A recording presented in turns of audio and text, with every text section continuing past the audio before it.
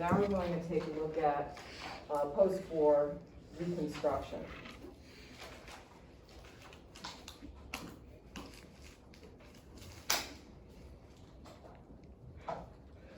Now, our traditional dates for Reconstruction are 1865 to 1877.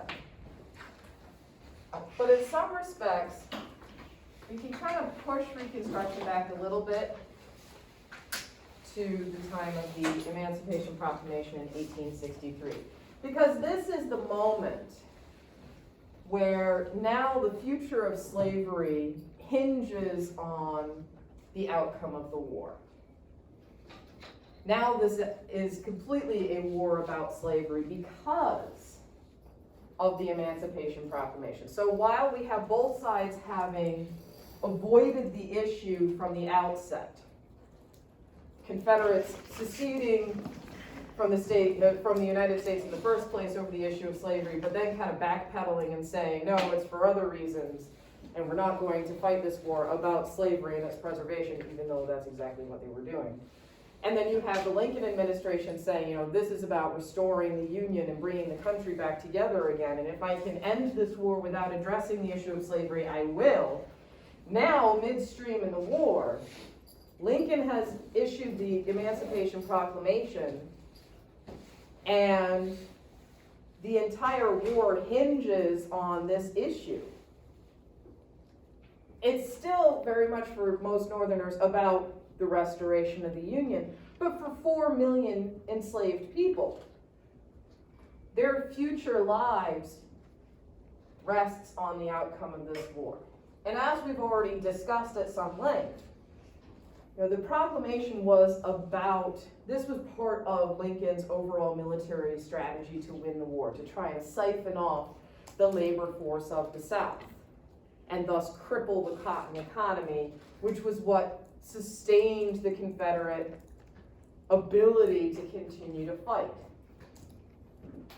So like I said, our traditional temporal parameters for Reconstruction are 65 to 77, but we could kind of think of the Emancipation Proclamation as the beginning of Reconstruction, because this is what makes it so that the matters of what to do with slavery going forward begin at this point.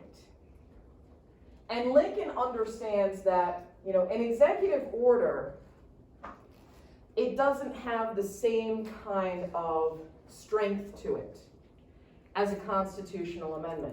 And if we recall from the language of the Emancipation Proclamation, this is not a universal declaration of emancipation.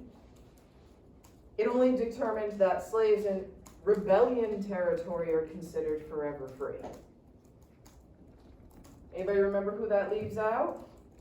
Can you repeat that? Kentucky, Missouri, Yep. Delaware. Delaware. I'm missing one. Anybody remember the fourth?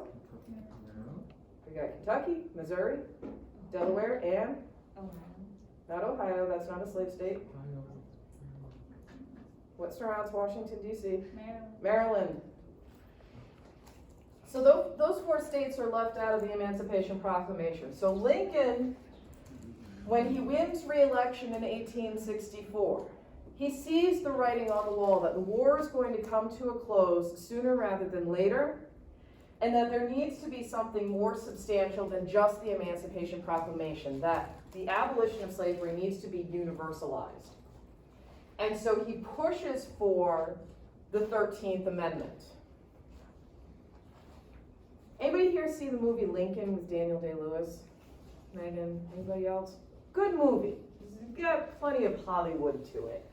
But the central component of that movie is Lincoln's various efforts and subterfuge to basically get the members of Congress on board with voting in favor of the 13th Amendment, which is a successful endeavor, so that the 13th Amendment is approved by the end of the war itself. And there are a lot of people saying, well, why don't we just let the Emancipation Proclamation stand?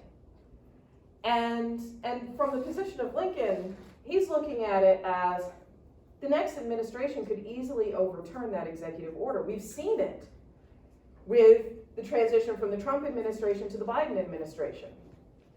You know, many of Trump's executive orders have been overturned by Biden's executive orders. So an executive order, it only lasts for as long as subsequent presidential administrations allow it to last. And so this is why the 13th Amendment was absolutely critical. So Congress passes the 13th Amendment January 31st, 1865. Then it goes out to the states for ratification. So we've got a bit of a lag time here between the 13th Amendment being passed and then it being fully ratified. So we've got a stretch of months between the end of the war and complete ratification of the 13th Amendment. And it declares that neither slavery nor involuntary servitude, except as a punishment for crime whereof the party shall have been duly convicted, shall exist within the United States or any place subject to their jurisdiction. So this means that you can't have slavery in any of the states of the United States, you cannot have slavery in any of the territories of the United States, you cannot have slavery within any of the future states or territories that come under the jurisdiction of the United States. But here we have a very interesting phrase. Except for as a punishment for crime whereof the party shall have been duly convicted. Anyone have any thoughts on the long-term ramifications of this particular line? Megan? Well, the documentary 13 kind of talks about it, how like, if there are systemic biases and prejudices against a certain race, then they'll be able to determine they should be enslaved for a punishment for a crime, even if they didn't do it, or if it is more severe or less severe than what it actually happened. Mm-hmm. So since the system is still racist, Black people are still subject to being enslaved, and that's kind of the basis of the prison industrial complex. Right, yeah. This opens the door to the convict labor system. So you have people who are convicted and imprisoned, and they can be subject to forced labor, which essentially is the new form of slavery that we see becoming increasingly common in the 20th and 21st centuries, where convict laborers can be made to labor for either incredibly low wages, like 2 cents an hour, or no wages at all. So that is a legal form of slavery that continues to be allowed to exist because of the language here of the 13th Amendment. Are there any questions or comments about the 13th Amendment? Lawrence? It wasn't on the 13th. You were talking about states that the Emancipation Proclamation excluded. Right. Which states were those again?